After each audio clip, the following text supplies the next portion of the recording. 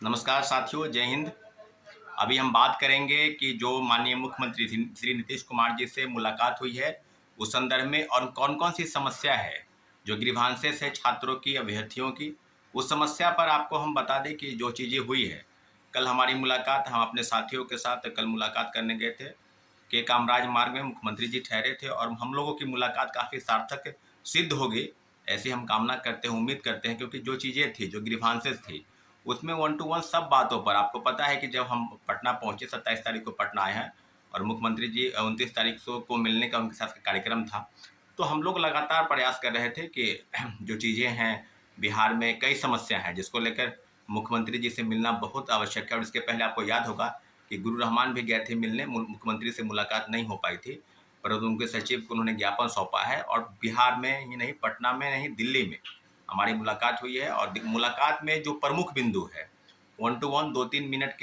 Minute लेंगे हम और सब चीज़ों पर आपको हम रूबरू करा देते हैं कि पहली जो समस्या है वो बीपीएससी में सिविल सेवा में जो उम्र संबंधित छूट है, यानी 37 वर्ष से बढ़कर 40 वर्ष, उसी हिसाब से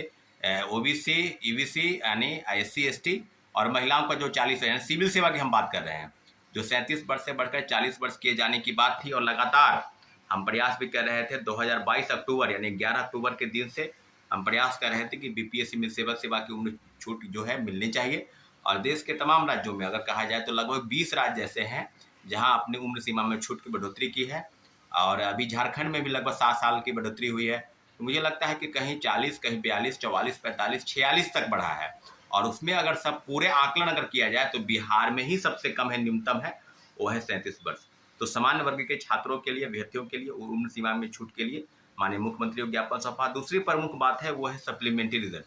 जैसा कि साथियों पता है कि सप्लीमेंट्री रिजल्ट को लेकर कई याचिका जो है कोर्ट में दायर है, TRE 1 से लेकर TRE 2 तक। और जो बातें हैं, जिस बात को लेकर हम लोगों ने ज्ञापन सौंपा है कि सप्लीमेंट्री रिजल्ट TRE 1 में 14,700 पदों की, TRE 2 में और 2700 मात्र 73 रिजल्ट आया TRE 1 में। मुख्यमंत्री जी तो स्पष्ट रूप से जो नियुक्ति प्रमाण पत्र बांट रहे थे, वितरण कर रहे थे, उन्होंने मंच से कहा कि जो थोड़ा बहुत पूरक परिणाम है जो बाकी है वो भी जारी किया जाएगा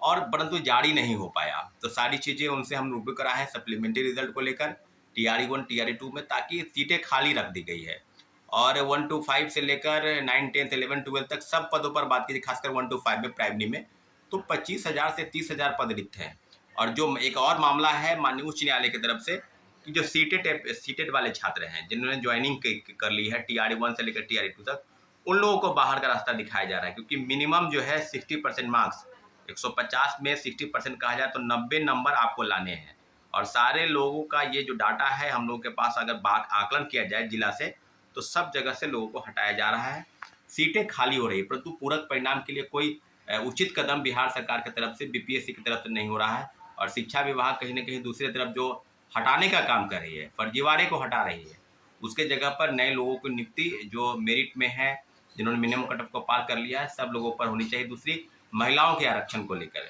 जो बात थी, महिलाओं के आरक्षण में 35% आरक्षण बिहार की महिलाओं को मिलने चाहिए, परंतु जो आरटीआई से खुलासा हुआ, 1 to 5 में 17,000 पदों में 11,000 से ज़्यादा पद किसी दूसरे स्टेट की महिलाओं को मिला, तो जो काफ़ी दुर्भाग्यपूर्ण है। 57% आरक्षण नहीं, 70% आरक्षण जो है दूसरे स्टेट के लोगों को मिला। तो इस सारी बातों पर, यहाँ तक कि अटेम्प्ट को लेकर, उम्र संबंधी छूट को लेकर और जो चीज़ें हैं, अब सिविल शिक्षा की जो बातें हैं उसमें 10 वर्ष की छूट होनी चाहिए। इन सब विषयों पर लगभग 5 प्रमुख मुद्दे हैं और सबसे बड़ा जो मुद्दा था वो था डोमिसाइल को लेकर। डोमिसाइल को लेकर जहाँ तक राज्य सरकार के जो सवाल है उसमें माननीय मुख्यमंत्री जी चाहते हैं कि देश के तमाम राज्यों के लोग नौकरी करें, परंतु आरक्षण का जो दायरा है वो फीसदी 5 से 10% होना चाहिए, परंतु यहाँ तो उल्टे ही हो रहा है। बिहार के लोग को नौकरी 30% मिल रही है और 70% जो लोग हैं दूसरे स्टेट के लोग यहाँ पर नौकरी करने आ रहे हैं। चाहे आप डोमिसाइल सर्टिफिकेट फर्जी बनाकर लोग बहाल हो गए हैं। दूसरी तरफ दिव्यांगता प्रमाण पत्र, बहुत बड़ा जो घोटाला है, आप देखे होंगे कि बिहार के लोगों को 4% आरक्षण का लाभ जो है बिहार के मूल कोटि के निवासियों को मिलना चाहिए। जो आरक्षण का लाभ दिव्यांगता प्रमाण पत्र के आधार पर नहीं मिला, किसी दूसरे स्टेट के लोग उसका लाभ लिए। तो सारी चीज़ें हमने बात की है और मुझे लगता है कि 10 मिनट हमारी बातचीत मुख्यमंत्री जी से हुई है। मुख्यमंत्री जी ने अपने सचिव को बुलाकर अपनी सारी चीज़ों को उन्होंने कहा है कि सब चीज़ को देखने के लिए, तो उम्मीद करते हैं। अब रही बात कि कुछ लोग सिर्फ ये समझ लें कि बस मिल लिए और काम हो गया,